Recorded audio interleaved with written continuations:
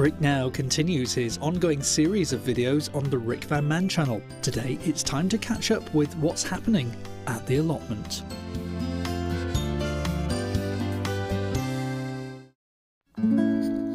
Well, greetings and salutations. I'm back at the allotment. I was actually going to leave the allotment for a week just to kind of let it dry out because it's so wet down there. And it looks like I've still got puddles going on over there as well. So there wasn't a lot I could do, but however, the polytunnel guttering has now arrived. This is a kit that I found online, and it's just a basic little piece of plastic that's kind of goes flat against the polytunnel. It's self-adhesive and then hooks around, and I'm going to be putting that on the polytunnel today as long as the plastic's dry enough. Now I've also bought a water barrel, because obviously you need the water to drain into something, and that's from my garden. It was a kind of a spare one in the garden, and while I was at it, because I grew loads of stuff in pots last year, but I'm not going to grow a lot this year, I have all these pots of like compost at home that are just kind of sat there, you know, sort of waiting to be planted.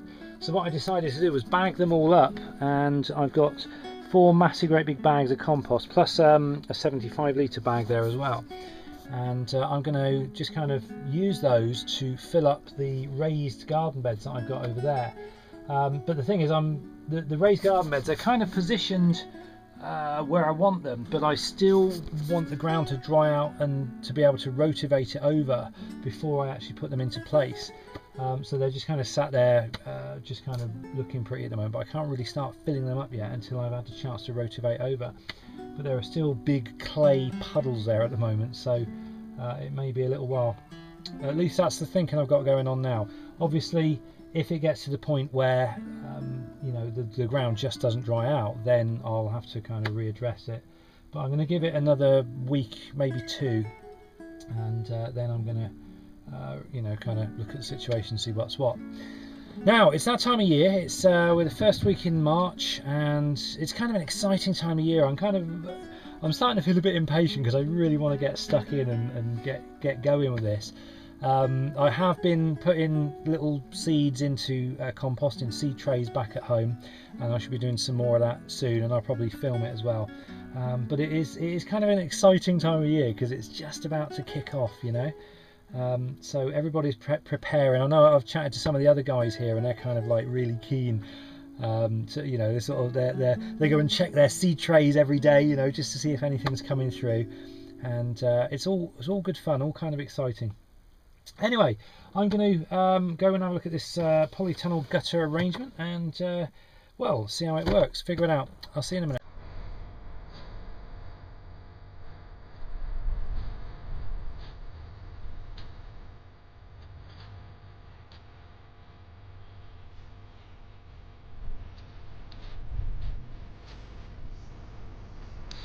Yeah, as you can see, the ground's still very wet. That puddle hasn't changed at all since last time, but you can also see that the ground is trying to dry out. I'll show you here that you can see the lighter colour on the top where the ground is starting to dry, but then obviously underneath it's all just as wet and dank again. So never mind, it'll dry hopefully. So have a quick look at the flowers. Look, these are all coming up beautifully. These are my I think they're mostly tulips, but I think I've got some daffodils in there somewhere as well. And there's something there coming up, not quite sure what it is. But these, look, they're starting to take on colour already, which is pretty awesome. So I'm looking forward to those coming up. I can't remember the pattern. I planted them in a pattern, but I can't remember what pattern it was, so it'll be a surprise for me. Right then, now as far as the guttering goes, I've got to decide where the rain barrel is going to go. Now it can go here, but I think it will be in the way because of the shed door's going to have to open this way. It can go there, but again I think it's going to be in the way, so I think what we're going to have to do is go back this end. Now the door opens this way, so it can't go there, so there really is only one place I think it can go, and that's here. Now this is it. It just comes in this kit. You can see the shape of it. There's two pieces there that are tied together, and you can see it's a very, very simple shape. Hopefully you can see that without it being blurry. And you capture water to feed the plants outside. I'm not too worried about that at all, because we've actually got a trough system, so we've actually got running water to the allotment. But what I want that one for is to run a solar powered irrigation system for inside the polytunnel. And the idea is that the irrigation system kind of sits there in the sun, and it drops a pipe down into the barrel, and then it every so many hours it draws up water from the barrel and then feeds the plants inside. So that's exactly what I want it for. So I'm not too worried about the tap not working. That can just be tucked away.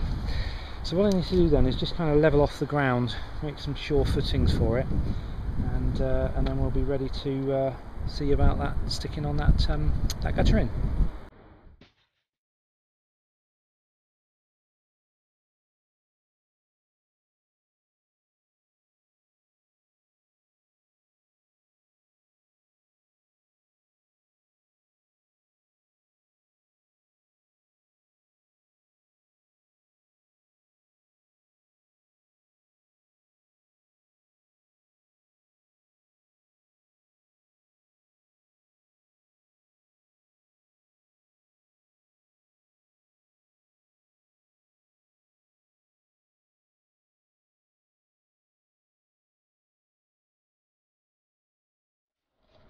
There we go, that should do it.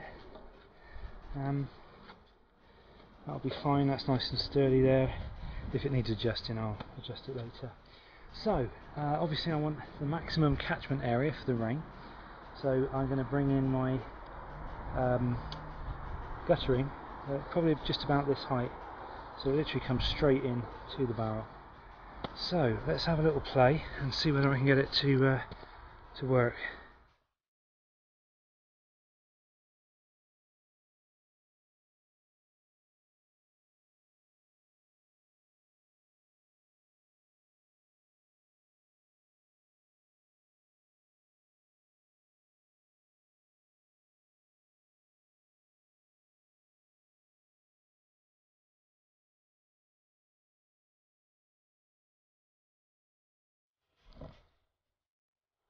Well, it seems to stick okay. It's definitely right up to the edge there. I don't know how it will be long term under the sun, whether if it gets baked, whether it's going to change or not, I don't know. Hopefully it won't. Right, it comes in two parts, so I'm going to put the second part on so that it just kind of comes above this one, so that anything that comes out of it will drop into this and then carry on, because I don't think if I butt them up, I might be able to butt them up and it might be able to feed, but I'll probably lose a lot of water like that. So I'll have a ponder on that and come back to you. Okay, right. It's a bit messy. What I've done, let's just put that on there. Where this comes out off here, it wanted to bend around like this, so what I did was I got the lid from the water butt, and I stuck this little bit of pipe in it, and as you turn it round it just kind of directs it into what should be the target hole. That's the theory.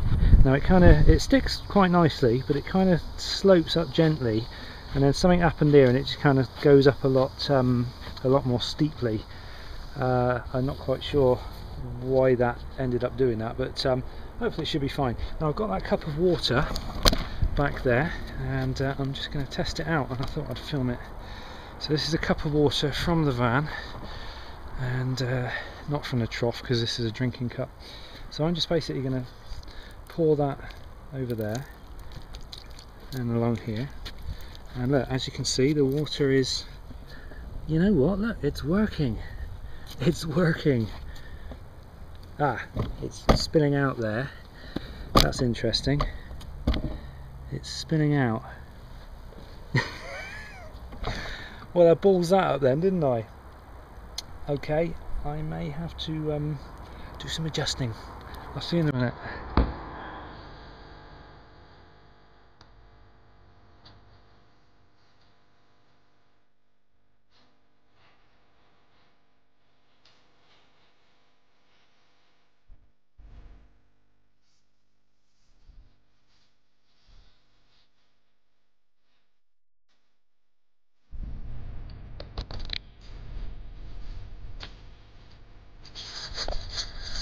Okay, what I've done is I've added some of this tape. It's not quite duct tape, but it's supposed to be a high adhesive plastic tape. I don't know how long it will last. And what I've done, because it's white, it kind of blends in quite easily. I don't. Hopefully you can see that. I can't see in my little screen whether or not that's blurry. But basically, all I've done is extended like the lip. So I've made the lip taller all the way along, and hopefully this little dip here, where the water was spilling out the side, it won't affect it. Quite how long that lasts, I don't know. But the water is still getting through. So I think over the general over a general rainstorm, I think lots of water will still get into the barrel. But well, there you go. So if you're fitting this stuff, go careful, because if you have a slight, very slight dip in it, the lip is so tiny. I'd say that's like 5mm deep, no more. So obviously, if you have a bit where the 5mm sort of dips below 5mm, which is quite easily done, obviously, because I just did it, then you may have an issue. So let's get some more water and have another try.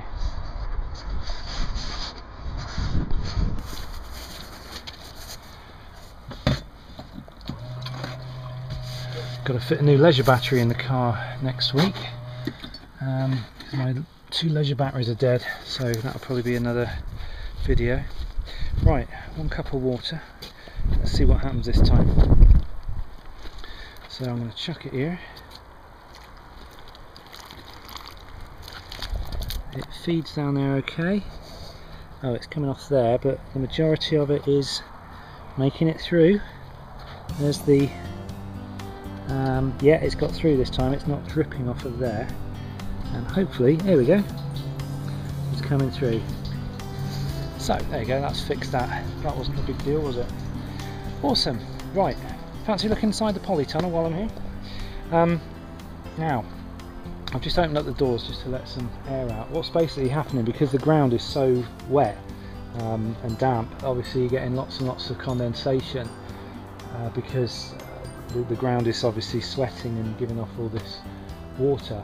Now it has done a little bit of drying out here, but we're still very soggy here. It was a lot more soggy than this the other day, but it's still pretty soggy in places.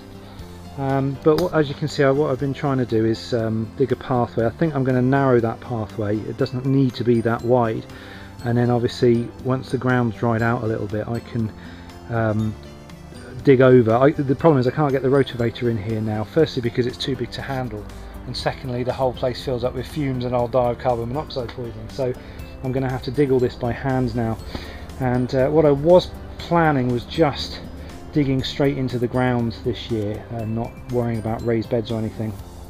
I don't know, I'll have to wait and see, when the ground dries out and I dig it over. I have to wait and see what I've got.